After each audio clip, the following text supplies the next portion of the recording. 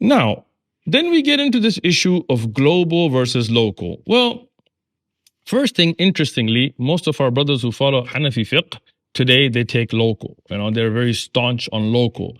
But when we go into the books of Hanafi fiqh, like the mu'tamid or relied upon books such as Ibn Abidin's Radd al-Muhtar or his Hashia, he clearly states that the standard opinion of the Hanafi madhab is global, meaning that there is one global horizon that if it's seen anywhere in the world, it is binding on the entire world. And this is in Al-Hidayah as well, and so on. So, according to the Hanafi opinion, if the moon is sighted anywhere in the world, it is binding on the entire world. Okay? And that is the opinion that we find in other madhahib as well, and including many of the Hanabila, as we see in Al-Mughni and Ibn Qudama, and you find this in the Maliki books as well, in the Sharh of Al-Khalil, and so on, Mukhtasar Al-Khalil, and so on. But in the Shafi'i madhab, Imam al-Nawawi, he mentions that if it is seen in one area, it is not binding on all the other areas. Right? So you have two opinions amongst the madhahib. The first opinion, which you could call global, is basically saying, look, the ayat are general. When Allah subhanahu wa ta'ala orders us that when you see the moon, begin the fasting, it's general for the whole ummah. It's not for a specific area. And when the Prophet ﷺ, during his time, when the moon was sighted, it was binding on everybody. So that means it's generally binding on everybody in the ummah. Okay, yes, makes sense. But there is a problem. Think about it today. For example, if the moon is sighted in Hawaii, and you're telling me that it is binding on the people of Fiji.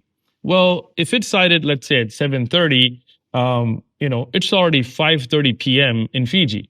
So 7:30 p.m., the moon is sighted in Hawaii, and you call somebody in Fiji and say, you got to fast today. They said, we already made iftar. It's impossible. So, and the most likely place to sight the moon is further west, because the cycle of the moon, as Allah has ordained it, that it gets clearer as it goes west. It gets stronger, the visibility, as it goes west. So if us in San Diego, California, on the west coast of the US see the moon, if you're telling me people in China have to fast, they've already made iftar. So it really doesn't work, right? So then we get to local sighting. And this is the opinion, the standard opinion, the Shafi'i madhab, and you can find this in other madhab as minority opinions as well. And they give the evidence from the hadith of Ibn Abbas radiallahu anhuma, that's on your screen, where Ibn Abbas radiallahu anhuma was informed that Muawiyah radiallahu anhu in Damascus, in Sham, saw the moon. But Ibn Abbas said, look, we already started fasting, so we're going to complete, or unless we see the moon, or complete it. So they say, local is this evidence, and it's a hadith in Sahih Muslim, even though this is not a hadith of the Prophet sallallahu alaihi wasallam, it is a statement of a Sahabi, but it is an evidence. But there is a problem here as well. If you look at the distance between Damascus, where Muawiyah radiallahu anhu was, and Medina, where Abdullah ibn Abbas radiallahu anhuma were, as you can see on your screen, it's about 656.88 miles. So let's round that to 657 miles. All right? So meaning that the evidence this opinion is presenting is saying that if there's a city that is 657 miles away from another city, it is not binding on them. That is not local for them. Because the hadith is that he did not accept that sighting. But now, when we look at the local of Northern America, it stretches from the easternmost tip of Canada to Hawaii, to the north of Canada, down to Central America, and some people accept even the northern part of Southern America, including Peru and Chile and so on in it. That's a huge distance. That doesn't work with the hadith you're presenting. If we just look at the difference between Hawaii and New York, it's more than 4,913.49 miles. You can see it on your screen. A direct line. So if you're saying 600 and some odd miles is no longer local, but then you're accepting something that is for almost 5,000 miles as local, that doesn't work with your hadith. Because if you take that hadith, then one side of the US couldn't accept the sighting of the other side, right? So these opinions seem to be contradicting themselves. Now, what is the correct opinion? The opinion that I take, and after years of research, I believe is the strongest opinion, is that of Shaykh al-Islam Taqiyuddin ibn Taymiyyah. And Ibn Taymiyyah said this is an opinion within the Hanbali madhab. As he said, بعد الأصحاب الأحمد, يعني some of the companions of Imam Ahmad held this view. So it is an opinion within the Hanbali madhab, which is that wherever the moon is sighted, it is binding to the west of it, but not to the east of it. Now, if you think about this, look at the curvature of the visibility of the moon, meaning how Allah ordained it.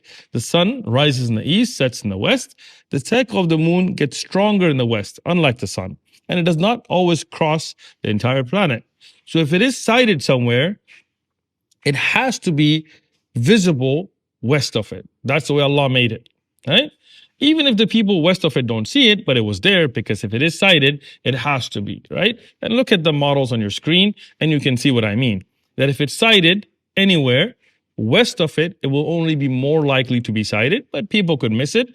But if the ummah has actually sighted the moon, it has to be binding west of it, but not east of it, because it's very possible that east of it, it would never have been sighted. And this is not something that we're basing on calculations, but rather on how the cycle of the moon works. And the great scholars of Islam, classic scholars like Ibn Taymiyyah, and before him from the companions Imam Ahmad and others, have held this view, that this would be binding west, but not east.